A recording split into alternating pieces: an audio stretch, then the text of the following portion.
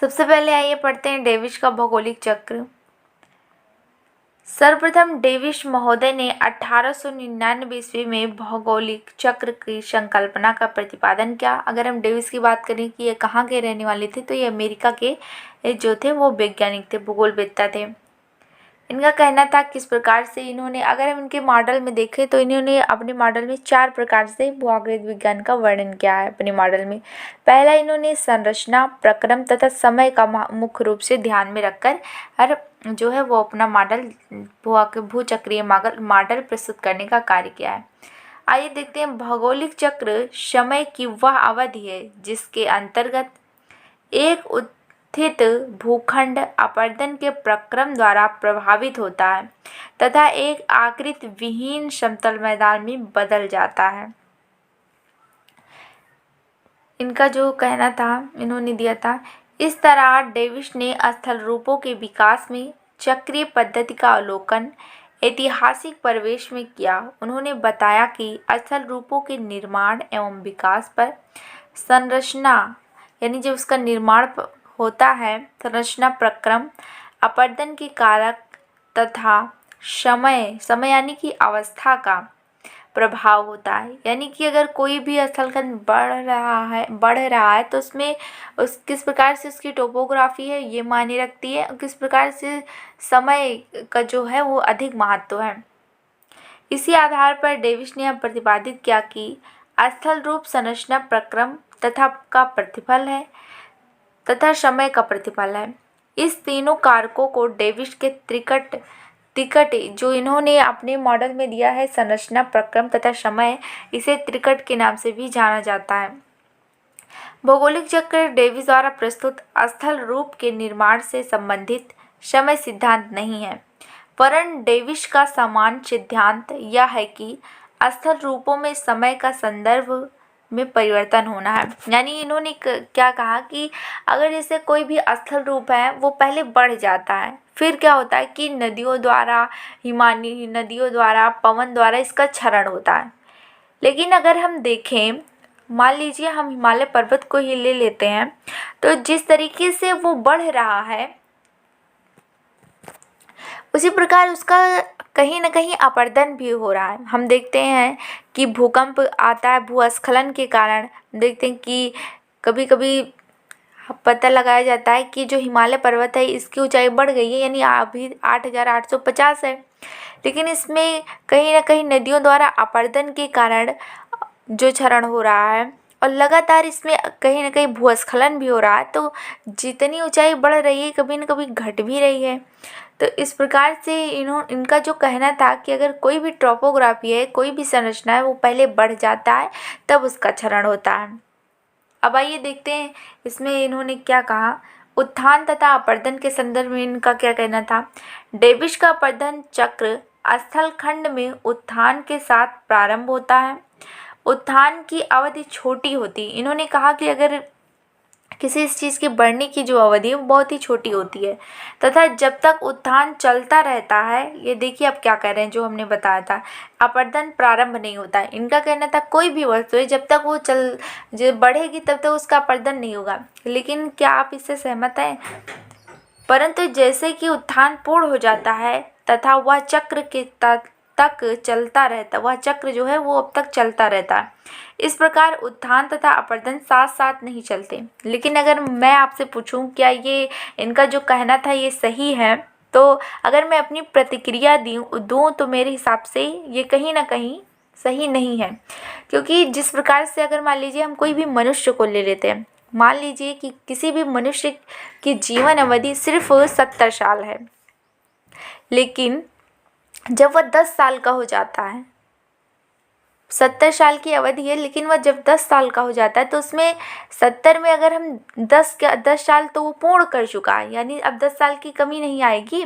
तो अब उस मनुष्य के जीवन की जो अवधि वो 60 ही साल है। तो इस प्रकार अपरदन और अपक्षय जो है वो लगातार चलता है, जो कि हम पेंक महोदय के मॉडल में पढ़ेंगे, उन्होंने यह स्टेटमेंट दिया है। अपरदन प्रारंभ हो जाता है, इनका कहना है। डेविस का यह मत भ्रामक है क्योंकि प्रकृति में अपरदन उत्थान की समाप्ति की प्रतीक्षा नहीं करता है। ये बात देखिए कुछ लोगों ने कहा है। भौगोलिक अगर हम चक्रग्राफ द्वारा इसे प्रदर्शित करने का प्रयास करें तो यहाँ पर देखिए सबसे पहले इन्होंने कहा कि सबसे पहले उत्थान होता है, फिर इसके बाद नदियों द्वारा धीरे धीरे कर कर जब नदियाँ तरुणावस्था में होती हैं, फिर प्रौढ़ावस्था, नदियों की 3 अवस्था इन्होंने बताया, तरुणावस्था, पौढ़ावस्था, जीर्णावस्था। फिर छोटे छोटे जब नदियाँ अंत में पूरी तरीके से वृद्धावस्था में आ जाती हैं तो कहीं न कहीं उनके द्वारा जो लाए गए मलबे हैं एक जगह स्थानांतरित किए जाते हैं, गुंबद के आकार का ले लेता है। तो इसे इन्होंने जो छोटी छोटी पहाड़ियाँ बन जाती हैं उससे इन्होंने मोना डनाक कहा। बाद में इसे अपेंग महोदय जी आएंगे तो इंड्रम कहेंगे।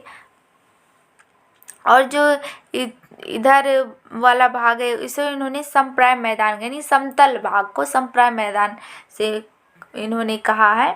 तो इन्होंने इस प्रकार से कहा पहले उत्थान हो जाता है तो फिर धीरे धीरे क्या होता है कि उसका पतन होता है। अब आइए देखते हैं इनके भौगोलिक चक्र ग्राफ प्रदर्शन में।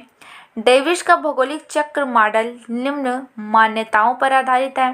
पहला देखिए, स्थल रूप अंतर्जात एवं बहिर्जात कारकों की पारस्परिक क्रिया का प्रतिफल होता है।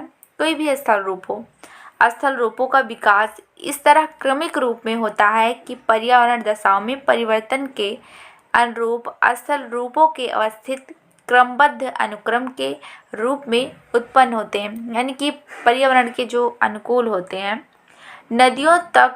नदियाँ जो है तब तक अपनी घाटी को गहरा करती रहती हैं जब तक कि वे क्रमबद्ध ना हो जाएं।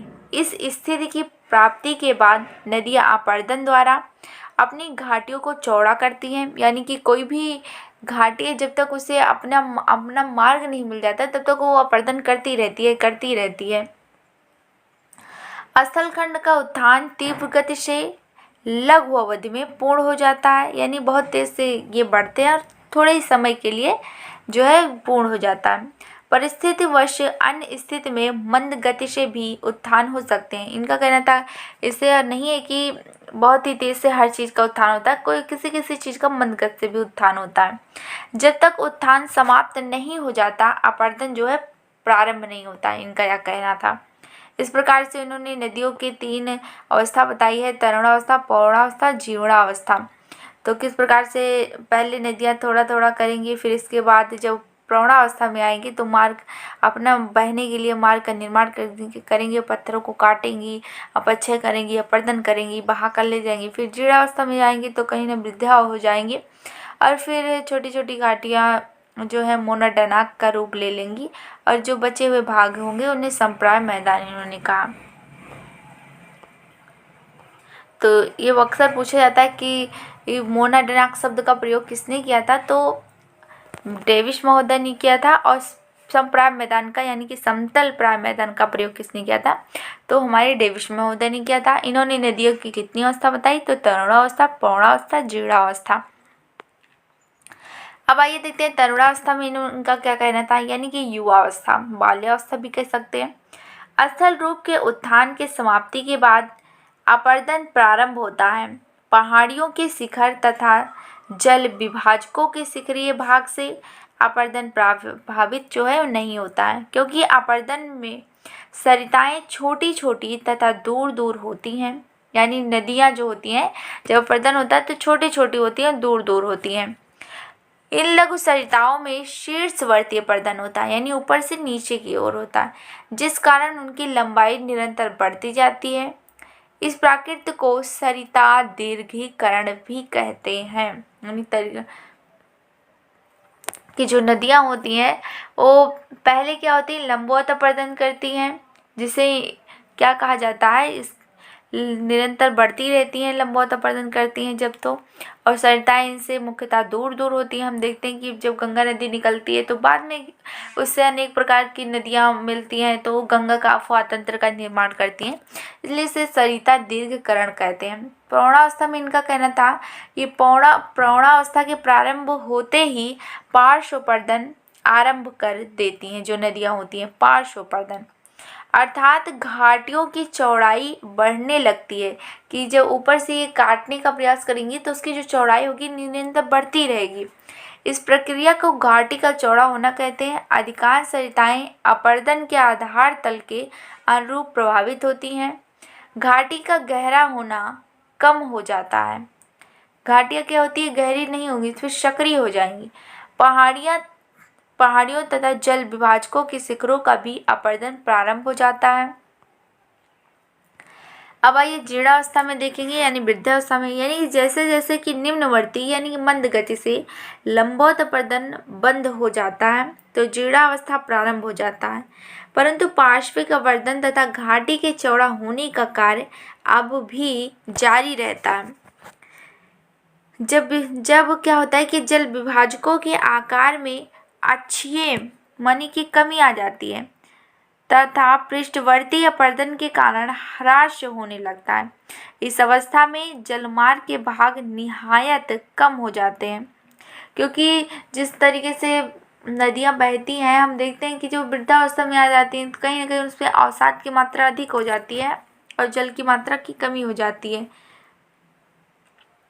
इस अवस्था में जल मार्ग के भाग निहायत कम हो जाते हैं जाने के कारण गतिज ऊर्जा निम्नवर्त हो जाती है, जिस कारण लंबवत अपरदन घाटी जो होता है गहरा नहीं हो पाती है।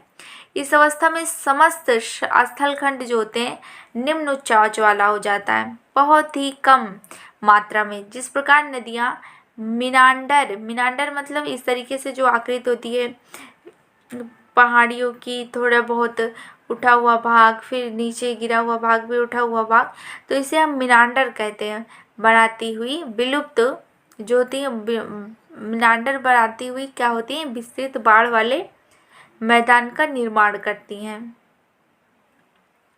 यानी कि उठेंगी गिरेंगी उठेंगी ऊपर नीचे इस तरीके से चलेंगी, जिसे मिनांडर कहेंगे, छोटी छोटी पहाड़ियों के रूप में।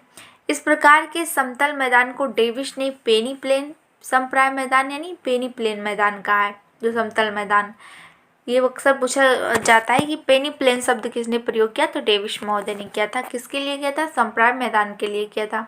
इस सतह पर उत्तल अवतल ढाल वाली कम ऊंचाई की बिखरी अपशिष्ट पहाड़ियाँ पाई जाती हैं, जिसे डेविस ने मोनाडना कहा। देखिए हमने पहले ही बताया था कि जो छोटी छोटी पहाड़ियाँ होती हैं उसे किस नाम से इन्होंने जाना है, वो उसे मोनाडना का। अगर हम डेविस के मॉडल चक्र का यानी कि जो इन्होंने दिया था उसका मूल्यांकन करें तो आइए देखते हैं मूल्यांकन में क्या होता है। यद्यपि डेविस ने अपने मॉडल में संरचना, प्रक्रम तथा समय मॉडल तीनों कारकों का उल्लेख किया है, परंतु इन्होंने सर्वाधिक बल समय पर दिया है। अब इसके सिद्धांत के पक्ष देख लेते हैं। डेविस के स्थल रूप के विकास के सामान्य सिद्धांत को विश्व स्तर पर व्यापक समर्थन एवं ख्याति मिली। प्रतिपादन काल इनका जो था 1889 से 99 से लेकर 1950 तक सिद्धांत का जो था ये नशा पूरे विश्व में छाया रहा। लेकिन बाद में हम देखेंगे कि इनके विरोध में अब पेंक महोदय आएंगे और जो इनके मॉडल में कमियां होगी उसको बताएंगे। तो इस प्रकार से आज हमने डेविस के प्रमुख अपरदन चक्र को पढ़ने का प्रयास किया। इसमें कुछ है नहीं, बस इनका कहना था कि कोई भी अगर हम पूरे सार को देखें तो इनका मुख्य रूप से यही कहना था कि कोई भी स्थलखंड है उसका जो जब तक वो बढ़ नहीं जाता तब तक उसका अपक्षय नहीं होता, अपरदन नहीं होता। जब वो पूरी तरीके से बढ़ जाता है तब उसका अपरदन अपक्षय चालू हो जाता है, नदियों द्वारा, पवनों द्वारा, हिमानियों द्वारा, अनेक स्थलाकृतियों द्वारा। इसके बाद क्या होता है, नदियाँ जो हैं अपरदन करती हैं तो सबसे पहले जब तरुणावस्था में होती हैं तो तरुणावस्था के बाद इन्होंने बताया कि प्रौढ़ावस्था के जीर्णावस्था है, यानी बाल्यावस्था, युवावस्था, वृद्धावस्था, नदियों की 3 अवस्था होती है। इसके बाद जब नदियाँ अंतिम अवस्था में जब पहुँचती हैं, अपरदन करने के बाद, अपक्षय करने के बाद उसको काटती रहती हैं तो कहीं कहीं जो आकृतियाँ बनती हैं वृद्धावस्था में जाती हैं तो ये एक प्रकार से मिनांडर ही के रूप में बहने लगती हैं, ऊपर नीचे ज़्यादा ऊपर नहीं उठ पाती हैं, तो इसे उन्होंने मिनांडर कहा। और जब क्या होता है कि नदियों फिर इसके बाद पूरी तरीके से जब वो समतल मैदान में जब प्रवेश करती हैं, समतल मैदान जिसको इन्होंने समप्राय मैदान का, समतल मैदान यानी कि जिसे इन्होंने पेनी प्लेन के नाम से पेनी प्लेन कहा, समप्राय मैदान को उन्होंने पेनी प्लेन कहा। जो समुद्र में छोटी छोटी पहाड़ियाँ मतलब अवसादों द्वारा जो नदियाँ बहा कर ले जाती हैं, फिर इसके बाद वो कहीं ना कहीं मीनांडर रूप में बहने लगती हैं, ऊपर निबल खाती हुई बहती हैं, जिसे उन्होंने मीनांडर कहा। और इन्होंने सबसे ज़्यादा जो अपने मॉडल में प्रयोग किया है, 3 रूप का प्रयोग किया है, संरचना, प्रक्रम और समय, 3 कारकों का प्रयोग किया है। ये अधिक महत्वपूर्ण है, ये सब परीक्षाओं में पूछा जाता है। तो इस प्रकार से आज हमने डेविस के मॉडल चक्र को पढ़ा। अगली वीडियो में हम प्लैंक के प्राकृतिक मॉडल और सिद्धांत के बारे में पढ़ने का प्रयास करेंगे।